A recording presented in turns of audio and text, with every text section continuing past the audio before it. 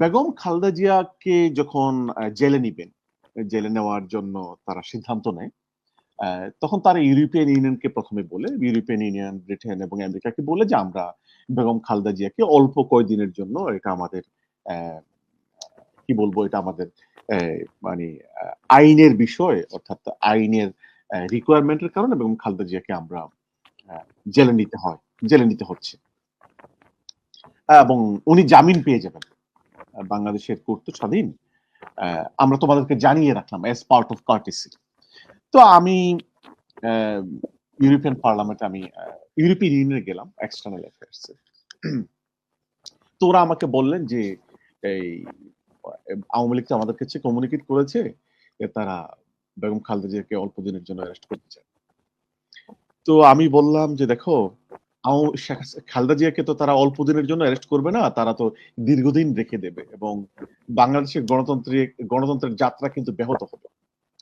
তো ওনারা বললেন যে গতকালই তো বিএনপির একটি প্রতিনিধি দল এসেছিল, তারাও তো মানে কথাটি বিশ্বাস করলেন যে তাদেরকে, মানে বেগম খালেদা জিয়াকে অ্যারেস্ট করবে, এবং এটি ছিল শুক্রবার। হুম এবং কথা দিয়েছিলেন যে তারা রবিবারে বেগম খালেদা জিয়াকে জামিন দিয়ে দেবে। এই টাইপের একটা কথা আওয়ামী লীগ সরকারের পক্ষ থেকে বলা হয়েছে। এবং ওনারা বললেন যে গতকালই আওয়ামী লীগের একটি, বিএনপির একটি প্রতিনিধি দল আমাদের সাথে দেখা করে গিয়েছে এবং ওনারা অনেকটা বিশ্বাস করেছে, যেহেতু তাদের মাধ্যমে কথাটি, মানে আওয়ামী লীগ ইউরোপিয়ান ইউনিয়নের মাধ্যমে তাদের বিএনপিকে কথাটি বলেছে। তা আমি বললাম দেখো, আমার দীর্ঘদিনের অভিজ্ঞতা বলে এই বেগম খালেদা জিয়া রবিবার তো নয়, আরো কয়েক বছর উনি জামিন পাবেন না এবং বাংলাদেশের গণতন্ত্র সম্পূর্ণরূপে, গণতন্ত্রের যে আলো নিভে গেল। তো সে বলছে তুমি এটা কি বলছো? বলছি দেখো, আমি তো এই বাংলাদেশে বড় হয়েছি, এখন আমি ইউরোপে থাকি, কিন্তু আমি তো বাংলাদেশের মানসিকতা জানি। এটা এটা তোমাদেরকে তারা ডিসিভ করেছে এবং বিএনপিকে ডিসিভ করেছে। এবং প্রাসঙ্গিক ক্রমে বলতে হয়, আমি বের হয়ে বিএনপির তৎকালীন যুক্তরাজ্য সভাপতি এম এ মালেককে ফোন করি অত্যন্ত বেদনাহত হয়ে। আমি ফোন করে বলেছিলাম, আপনারা কিভাবে এই আওয়ামী লীগের কথাটি বিশ্বাস করলেন, এবং আপনাদের রেফারেন্সে ইউরোপিয়ান ইউনিয়ন আমাদেরকে এই কথাটি বলেছে। হ্যাঁ, আওয়ামী লীগ তো এটা তাদেরকে বলেছে আমাদেরকে ছেড়ে দিবে এবং তাদের পক্ষ থেকে প্রেশার হবে। তো মালিক ভাই হয়তো শুনবেন আপনার এই টকশোর বক্তব্যটি। মানে বিএনপি মোটামুটি কনভিন্স হয়ে যেত, মানে একটা সময় পর্যন্ত আওয়ামী লীগের ফাঁদে তারা। হুম তো হয়তো মালিক ভাই কথাটি শুনবেন। তো আমি মালিক ভাইকে বললাম যে মালিক ভাই, এখন তো আপনারা যেহেতু রাজি হয়ে, মানে অনেকটা তাদের সাথে এগ্রি করে ফেলেছেন, আমরা তো জোর দিয়ে পারবো না। তবে আমি কষ্ট পেলাম, এখন তো আর সময় নেই, এটা শুক্রবার, এখন তো রবিবারের মধ্যে তো আসলেই কিছু হবে না। আর তো আজকে তো ইউরোপিয়ান ইউনিয়ন বন্ধ হয়ে যাচ্ছে, আমি তো আর খুব বেশি লবি করতে পারবো না। কিন্তু আপনারা কিন্তু একটি ভুল কাজ করেছেন। মালিক ভাইয়ের কথাটি মনে থাকবে এবং আপনার, মানে টকশোর মাধ্যমে আমি মালিক ভাইকে আবার স্মরণ করে দিতে চাচ্ছি। আমি আরো কয়েকজনকে বলেছি, বিএনপির কয়েকজনকে এই কথাটি বলেছি। তো আমি ইউরোপিয়ান ইউনিয়নকে যখন এই কথাটি বললাম, যে দেখো তোমরা লিখে রাখো, বেগম খালেদা জিয়া মুক্তি পাচ্ছেন না এবং উনি দীর্ঘদিন জেলে থাকবে। এর এক সপ্তাহ পরে আমি আবার ইউরোপিয়ান ইউনিয়নে যাই, এই ঘটনার এক সপ্তাহ পরে। তো আমার সেই যারা ডিপ্লোম্যাটিক ফ্রেন্ড ছিল তাদেরকে আমি ডাকলাম। আমি বললাম, আমি বলে গিয়েছিলাম না যে বেগম খালেদা জিয়া মুক্তি পাবে না, এবং দেখো এখন আওয়ামী লীগ কি বলছে। এরপর থেকে তাদের আমার প্রতি বিশ্বাসটা, কনফিডেন্সটা খুব বেশি বেড়ে যায় এবং তারা বিএনপির চেয়ে আমাকে খুব প্রাধান্য দিত। মানে আমি তো হিউম্যান রাইটস, লিগেল ইস্যুতে কথা বলতাম, বাট পলিটিক্যাল ওপিনিয়নের ব্যাপারে তারা আমাকে খুব বেশি প্রাধান্য দিত। তো যে কথাটি আমি বলছিলাম যে আমাকে ডিপ্লোম্যাটিক ফ্রন্টে কাজ করতে হয়েছে, আমাকে রেগুলার আপডেট দিতে হয়েছে, ন্যারেটিভ তৈরি করতে হয়েছে ইন্টারন্যাশনাল মিডিয়ার জন্য। আমি টিআরটি ওয়ার্ল্ডের সাথে ইন্টারভিউ দিতাম, কাজ করতাম, বিবিসিতে ইন্টারভিউ দিয়েছি, কাজ করেছি, আল জাজিরাতে ইন্টারভিউ দিয়েছি, কাজ করেছি। তো যে কারণে এবং আরো কিছু ইন্টারন্যাশনাল অর্গানাইজেশনের সাথে আমাকে কাজ করতে হয়েছে, ব্রাসেলসে অবস্থানরত, জেনেভাতে অবস্থানরত, লন্ডনে অবস্থানরত, যাদের বাংলাদেশের রাজনীতিতে এবং জাতিসংঘের বিভিন্ন অর্গানাইজেশনে যাদের ভূমিকা রয়েছে। যেমন আমি ইউপিআরে, ইউনাইটেড নেশনস পেরিয়ডিক রিভিউ, সেখানের আগে আমি মিনিমাম এক সপ্তাহ আমি জাতিসংঘে যেয়ে থাকতাম।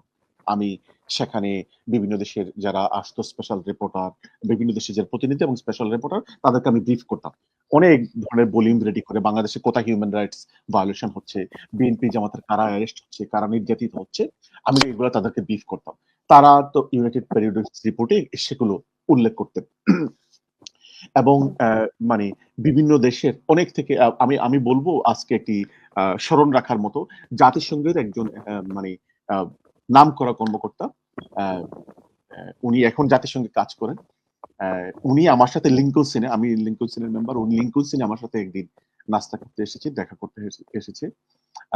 উনি বোঝার চেষ্টা করেছে যে আওয়ামী লীগের সমস্যাটি কোথায়, বাংলাদেশে বিএনপি জামাতের রাজনীতির সমস্যাটি কোথায়, কোথায় তাদের সমর্থন সত্য। তারা আমাকে বলছিলেন তোমাদেরকে তো আমরা গণতান্ত্রিক অধিকারের জন্য সমর্থন করছি, কেন তোমরা ব্যর্থ হচ্ছ?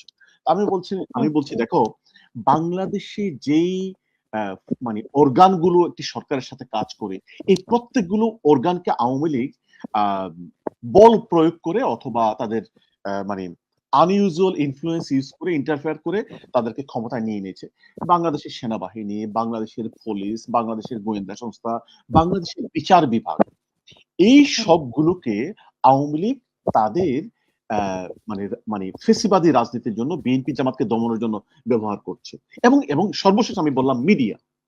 তো মিডিয়া, পুলিশ, গোয়েন্দা সংস্থা, আর্মি, সকলের জন্য যখন একসাথে আওয়ামী লীগের জন্য কাজ করে, এটা আর ডেমোক্রেসি থাকে না। এর এক পর্যায়ে আপনি মনে রাখতে, হ্যাঁ, এটা ডেমোক্রেসি থাকে না। আপনি মনে থাকার কথা, এটি অনলাইনে গেলেও পাবেন, ইন্টারন্যাশনাল ক্রাইসিস গ্রুপ একটি রিপোর্ট করেছিল। আমি বলবো না যে আমার কথার কারণে রিপোর্ট করেছিল, কিন্তু আমি তাদেরকে একটি কথা বলেছিলাম যে মানে কোর্টকে আওয়ামী লীগ তাদের টুলস হিসাবে ব্যবহার করছে, এবং মানে এই মানে বিরোধী দলকে অত্যাচার নির্যাতন করার জন্য, এবং এইটার সমর্থনে তারা যে কোর্টকে ব্যবহার করে এটি করছে, সমর্থনে তারা মিডিয়াকে ব্যবহার করছে। এবং আশ্চর্যজনক হলো, ইন্টারন্যাশনাল ক্রাইসিস গ্রুপের হেডলাইনটি ছিল রিপোর্টের যে যে Bangladesh government is using it's court two punish it's citizens. Exactly, মানে আমি যে ধরনের কথাগুলো বলছিলাম, আমি বলছিলাম যে আমার কথাটি তারা নকল করেছে, বাট আমরা তাদের সাথে যখন এঙ্গেজ হতাম তখন আমি এই ধরনের কথাবার্তা বলতাম। এরপরে তারা তাদের রিপোর্টে হেডলাইন দিয়েছে যে Bangladesh government is using it's judicial system machinery two punish its own citizens. তো এইটি তো গেল হচ্ছে মানে মানে বিপ্লবের, হ্যাঁ, বিপ্লবের পূর্বে কথা। বিপ্লবের কাছাকাছি সময় যে ঘটনাটি ঘটলো, এবং বিপ্লবের সময় ইন্টারন্যাশনাল কমিউনিটির আমাদের খুব সমর্থন ছিল, দরকার ছিল, সমর্থন দরকার ছিল। দেখুন, আওয়ামী লীগ মানে ইউরোপিয়ান ইউনিয়নে এবং আমেরিকাতে তারা কিন্তু, আমি কিন্তু আপনি টকশোতে বলেছি, আরো কিছু টকশোতেও বলেছি, তারা কিন্তু সরকারের টাকা খরচ করে তারা লবিং ফার্ম এবং পিআর ফার্ম হায়ার করেছিল। Lobbying firm, PR firm hire করেছিল। এবং আওয়ামী লীগের যুক্তরাজ্যের সভাপতিকে আমি কিন্তু ওপেন টকশোতে চ্যালেঞ্জ করেছিলাম, উনি স্বীকারও করেছিলেন যে তারা যুক্তরাজ্যে মানে যুক্তরাষ্ট্রে তারা লবিং ফার্ম হায়ার করেছে। কিন্তু এই আমাদের ইউরোপিয়ান ইউনিয়নে তাদের লবিং ফার্ম ছিল, পিআর ফার্ম ছিল। তো সেগুলোকে মোকাবেলা করতে যে আমাদেরকে অনেক বেশি কাজ করতে হচ্ছে। তাদের তো জনগণের টাকা, তারা পিআর ফার্ম নিয়োগ করেছে, তারা তাদের পার্শ্ববর্তী একটি দেশ তাদেরকে সহযোগিতা করেছে। তো যে কথাটা অনেক বেশি সাপোর্ট ছিল। হ্যাঁ, হ্যাঁ, তো ফরেন অফিসকে, ব্রিটিশ ফরেন অফিসকে তাদের পিআর ফার্ম আপডেট করে রেগুলারলি, তাদের লবিস্টরা আপডেট করে, আর ফরেন অফিসকে আমরাও তখন আমাদের মানে যতটুকু সামর্থ্য, সেই সামর্থ্যের ভিত্তিতে আমাদেরকে আপডেট করতে হয়।